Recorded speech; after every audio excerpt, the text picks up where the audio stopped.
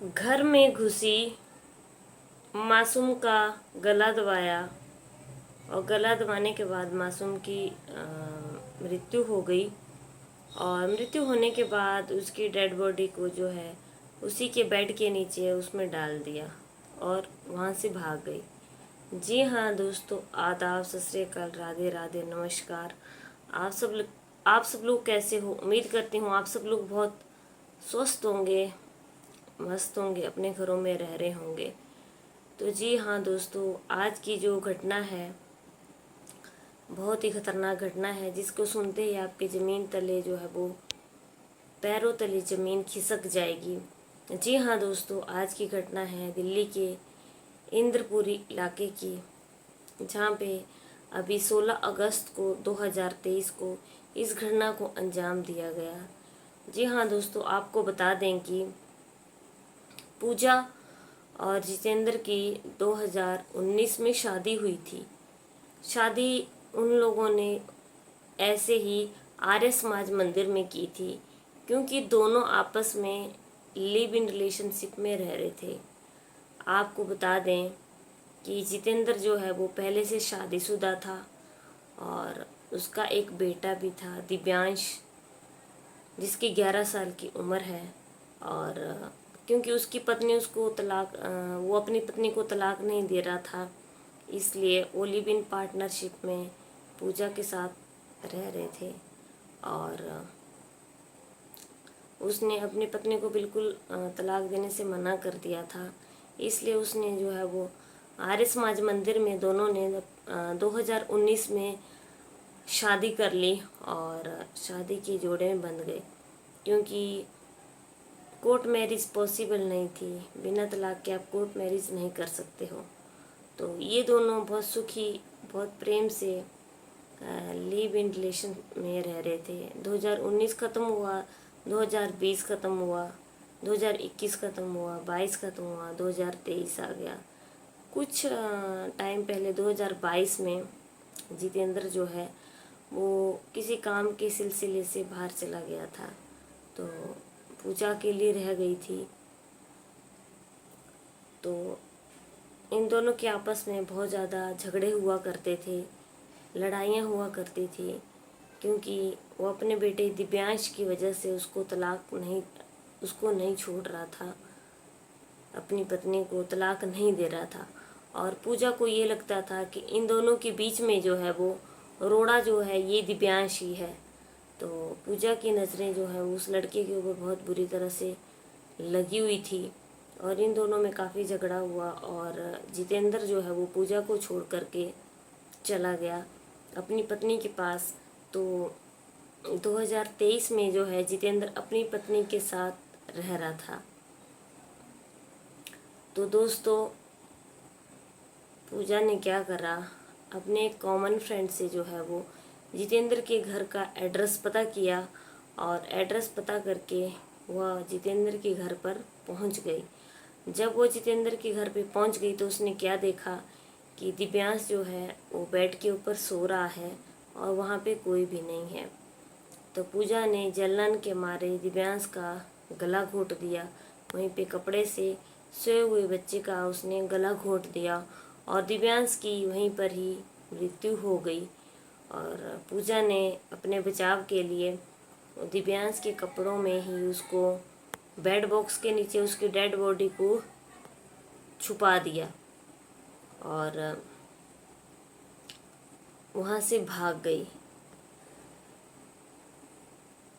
बहुत ज़्यादा दिल्ली की पुलिस ने बहुत ही मशक्क़त करके 300 सीसीटीवी कैमरे की फुटेज निकाली। बहुत ही कड़ी मेहनत के बाद ये फुटेज निकालने के बाद नांगलोई रोड के इलाके में जो है वो उसको पकड़ा गया, देखा गया कि वो किसी के साथ घूम रही थी। तो पुलिस ने जो है वो वहीं पे उसके ऊपर छापा मार दिया और उसी इलाके में जो है वो उसको पकड़ लिया गया। जब उस इलाके में उसको पकड़ लिया गया तो उससे पूछताछ की गई। जब उससे पुलिस ने पूछताछ की तो पूजा ने पूछताछ में ये बताया कि उसे लगता था कि उसके बीच में और जितेंद्र के बीच में जो है वो उनका लड़का दिव्यांश जो है वो बीच में आड़े आ रहा था, बीच में संकट बना हुआ था। और अपने लड़के की वजह से ही जितेंद्र जो है वो पूजा को तलाक नहीं देना चाहता था। तो उसने अपने रास्ते का कांटा साफ करने के लिए सोए हुए बच्चे का मर्डर कर दिया। और मर्डर करने के बाद जो है वो उसकी डेड बॉडी के दोस्तों बेड बॉक्स में छिपा दिया। तो बेड बॉक्स में छिपाने के बाद उसने सोचा कि मैंने सबूत मिटा दिया है, लेकिन पुलिस जो है वो अंतिम सबूत तक पहुंचती है। पुलिस जो है वो कहीं ना कहीं सुराग से पता ही कर लेती है।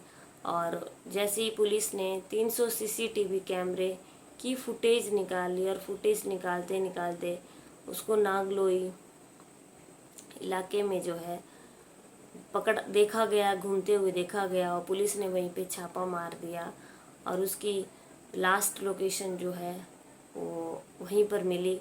पुलिस ने ये भी चेक किया कि जितेंद्र के घर में जो आई थी वो कौन थी, वो पूजा ही थी और उसकी लास्ट लोकेशन उसका घर ही था। तो उसको जो है वो पकड़ लिया पुलिस ने। और पकड़ने के बाद पूजा ने अपना बयान खुद ही दे दिया कि मैंने ही दिव्यांश की हत्या की है और मैंने ही उसकी डेड बॉडी को बेड में छिपा दिया है, क्योंकि वो चाहती थी कि जितेंद्र अपनी पत्नी के पास नहीं रहे और अपनी पत्नी को तलाक दे दे और वो हमेशा के लिए पूजा के साथ रहे। तो दोस्तों, आज की कहानी से आपको क्या सीख मिलती है? आज की कहानी से हमें ये सीख मिलती है कि हमें गंदे काम, गंदे कर्म कभी भी नहीं करने चाहिए।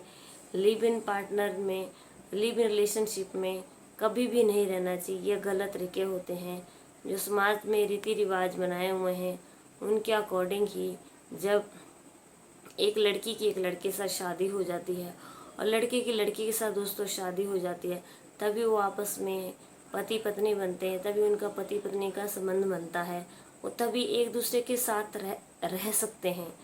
ये जो है वो ये हमारे रीति रिवाज हैं और ये हमारे कानून भी है। तो ये जो गलत चीज़ें होती हैं दोस्तों, उन चीज़ों का गलत ही अंजाम होता है। पूजा ने क्या किया? पूजा ने अपना मतलब निकालने के लिए अब उसकी बसी बसाई ज़िंदगी में आग लगा दी। और आग लगाने के बाद में उसका बेटा था, उसके बेटे को भी उनसे छीन लिया और एक संगीन, एक सबसे जुर्म, इतना घटिया जुर्म कर डाला। और अब पूजा जो है वो पुलिस कस्टडी में है और उसको उसकी किए हुए कर्म की सज़ा मिल रही है और मिलेगी। तो आप लोगों को मेरी आज की कहानी कैसी लगी, आप हमें ज़रूर बताना। वह ये कहानी जो थी वो दिल्ली के इंद्रपुरी इलाके की थी। तो आपको ऐसे ही मैं डेली की जो न्यू क्राइम है वो वीडियो लेकर के आती हूँ दोस्तों। मेरे चैनल का नाम है डेली न्यू क्राइम और रोज़ रात को 10 बजे मेरे चैनल पे न्यू स्टोरी के साथ एक नए जुर्म के साथ नई वीडियो आती है। तो चलिए, अपने घरों में स्वस्थ रहिए, मस्त रहिए और जुर्म से बहुत दूर रहिए। अगर आपके इलाके में भी ऐसा जुर्म होता है तो ज़रूर आप हमें मैसेज करके इन्फॉर्म कीजिए। चलिए, कल की वीडियो फिर से मुलाकात होती है। जय हिंद, जय भारत।